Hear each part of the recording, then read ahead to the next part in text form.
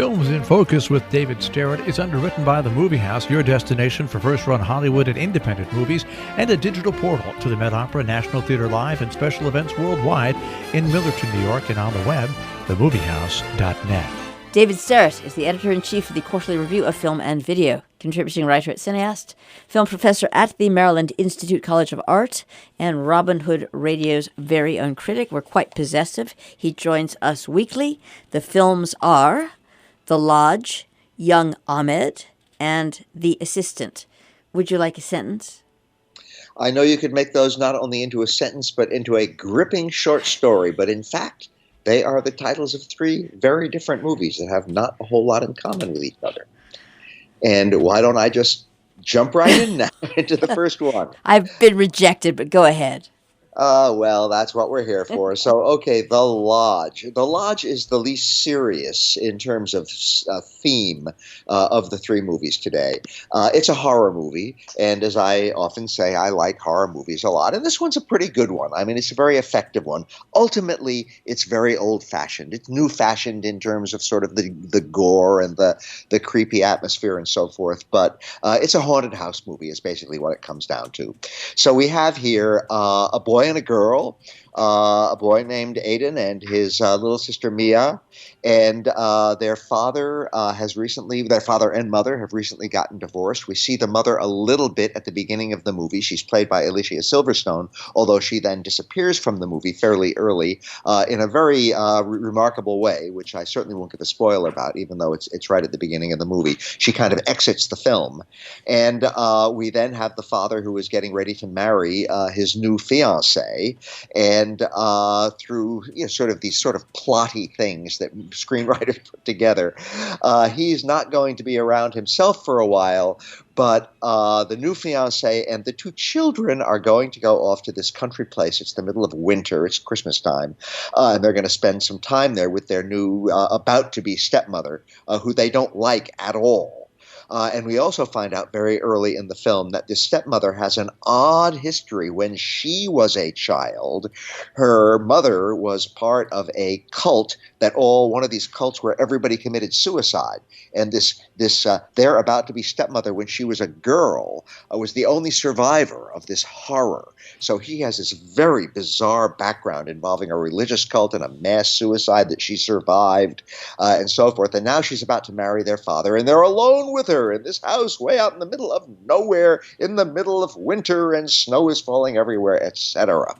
So from there, we start to get into the horror of the thing, and things start going wrong, and things start just little things and big things. The electricity goes, and this goes, and that goes, and nobody can get any signal on their cell phone, and so they're really trapped there with her. And it is unclear as to whether the new stepmother, whose name is Grace, by the way, a little religious symbolism there apparently, whether she is losing her mind and is either doing insane things or is perceiving insane things. And we do know that she takes medications, and that her medications are one of the things that disappear.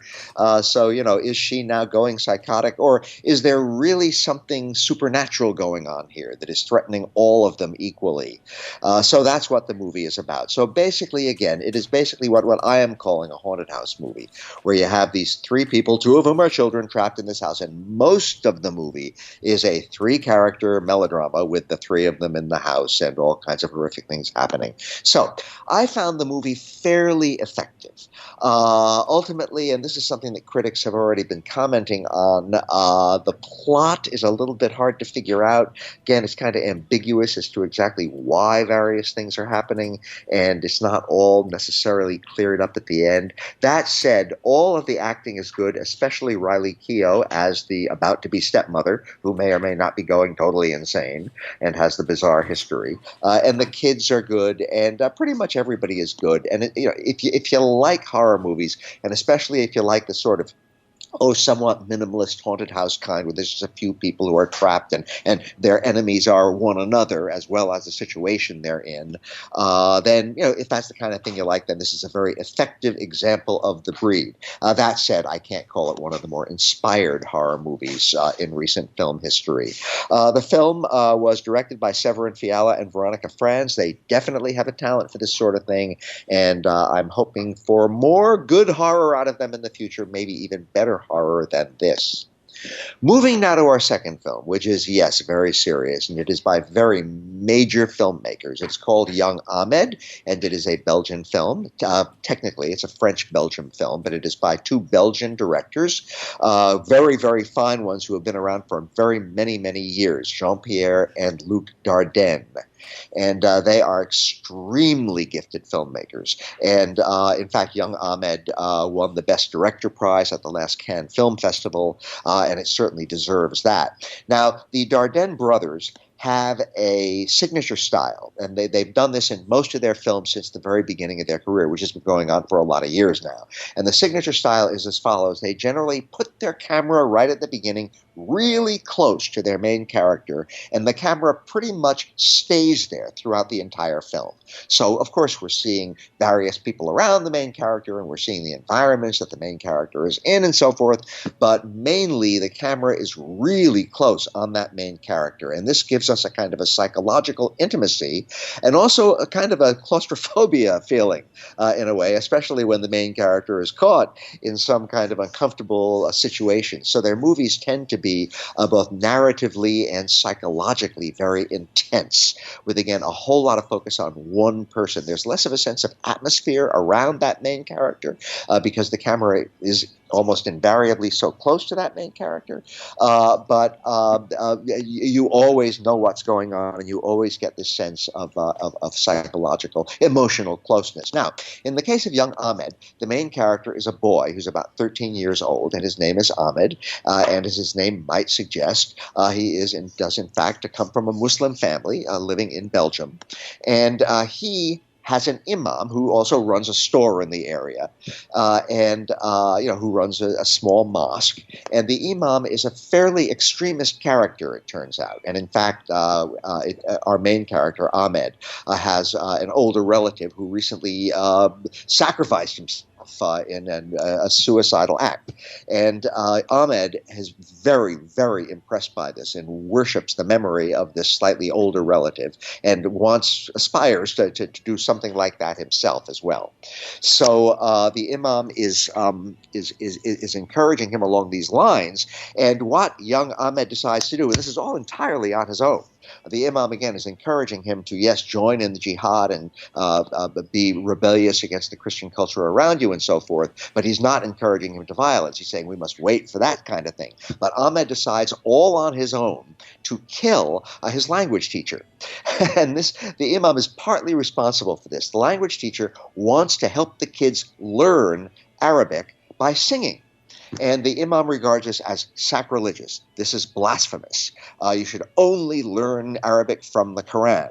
But this young language teacher wants to supplement the Quran by having the kids learn songs as well in Arabic. So anyway, this is a bit of a controversy, and Ahmed takes action on his own, decides to kill his language teacher, and fails at it, and is then sent off to a rehabilitation center, some sort of a juvenile rehabilitation institution, where he is then visited with all kinds of tender mercies. I must say that these Belgian authorities are very, very enlightened and very compassionate, and they really want to help this young man who has gone astray. And they do everything they can to kind of bring him around, and they're trying to set up a meeting between him and the language teacher who he tried to kill, and they're waiting until she's ready for that because she has been very traumatized by all of this. And we get to wonder while we watch this play out whether young Ahmed has learned his lesson.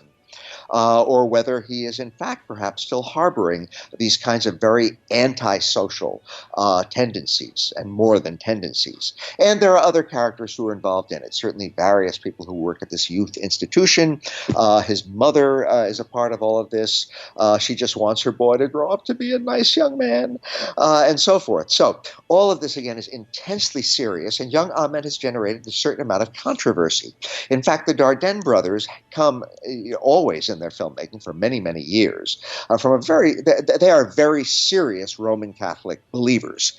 And their movies, even though their movies rarely deal with religion, their movies always reflect this kind of Christian ideal of forgiveness and loving one's enemies and so forth, and also this great compassion for the oppressed. Well, Ahmed is not exactly oppressed, and it's not exactly clear what is driving him, and he does seem to be perhaps incorrigible in this desire to join in jihad and do violent acts on the behalf of Islam. And it's not exactly clear just where the Dardenne brothers stand on all this, and some have accused them of being basically prejudiced against this young Islamic character by showing him to be potentially very violent and seeing this is very closely linked with his Islamic faith. That said, I think the movie is valuable precisely because it raises these kinds of questions and these kinds of issues and really gets you thinking about them while you're watching the film. Also, it is just sensational filmmaking. The acting is absolutely marvelous. And again, the Dardenne brothers' signature style, that close-in camera, works really well here. It's a very intense drama, and it raises really, really serious issues in all kinds of ways. And I highly, highly recommend it. It's certainly one of the very best movies that I've seen in this so far young movie year. Finally, turning to our third film today, The Assistant. This was written and directed by Kitty Green. Her earlier movie was a film called Casting Jean Benet, which was a very unconventional documentary about the murder of the young child model Jean Benet Ramsey. This movie is a fictional film, but it also deals very, very strongly with what amount to feminist issues. And The Assistant, even though nowhere is this ever stated in the movie, it is clearly based very much on things that happened at Miramax Pictures. I saw this movie on the exact day that Harvey Weinstein was at the top of the news, getting sentenced for his getting convicted. He has not yet been sentenced for some of his serial sexual misdeeds. I knew Harvey back in my New York days, and my gosh, I just knew him as a movie person, but I have been following to some extent and have read both of the big books about the tremendous investigations into Harvey Weinstein in these days, and the things that went on with him and that went on with Miramax were clearly really, really, really unsavory. And The Assistant, again, this is never stated, but it's about a small movie company in Lower Manhattan, and it really looks like Miramax Pictures in its earlier days when it was smaller than it ultimately became and then got sold and so forth. So we have a young woman who is working there as an assistant, and we find, brilliantly played by Julia Garner. And we find out various things about her employment for this little movie company in the earlier parts of the film. She's been working there for about 5 weeks, not very long. She's really, really smart. She went to Northwestern. She had sensational grades. That's how she got this job. And it's this old traditional kind of movie industry thing. You sort of start off working in the mailroom. Well, she starts off working as an assistant, and she is hoping that this is going to be able to elevate her eventually to her ambition, which is to become a movie producer. Her job as an assistant entails everything from dealing with the boss's mother wife, when she calls to complain about the credit card, and she has to sort of get this wife off the phone so that the boss won't be bothered, all the way from things like that to literally washing the dishes in the snack room and everything in between, doing logistical things and doing janitorial things, et cetera, et cetera. And she gets the impression one day that another young assistant who has just been hired has really been hired more for sexual services than for any sort of legitimate assistant functions. She finds out that this brand new other assistant is being put up at a fancy hotel for the afternoon. She happens to notice that the boss is gone for that afternoon, and she gets the idea that something unsavory is going on. And so she goes to the HR person. She goes to the human resources department, and she explains what's been going on, and she is met with great sympathy by the HR person. And the HR person then changes his tune and starts telling her that, well, I'll put this complaint through if you want me to, but you know it's going to be the end of any possibilities you have at this company, and maybe even, etc. You get the picture. So she is sort of stuck, and that is sort of where the movie leaves things. The Assistant is about the Me Too movement. It is about what goes on at a small film company, very much like Miramax Pictures used to be. It is about especially the plight of one young woman who is very conscientious and who really thinks something wrong is going on here, but also really would like to do something about it, but also comes to realize that maybe there is absolutely nothing that she can do about it. All of this in a movie which is absolutely minimalist in style. It is a quiet movie. It is a delicate movie. It is a movie that operates almost entirely through nuance, not one blunt statement anywhere in the film. And it is just beautifully realized. You have to be ready for this film, for something that's going to make you sit there and pay attention, and it's not going to jump out at you, and it's not going to hit you over the head with any messages, but I think the messages come through all the louder and plainer on account of that. So it's one of the really, again, a really terrific movie. We have had some excellent movies in this year so far, even though we're still only at the very beginning of it. And The Assistant, written and directed by Kitty Green, is one of the very best. So that is my somewhat upbeat story this week, Jill. Yay! Thank you very much. David Sterritt, Films in Focus. The films: The Lodge, Young Ahmed, and The Assistant.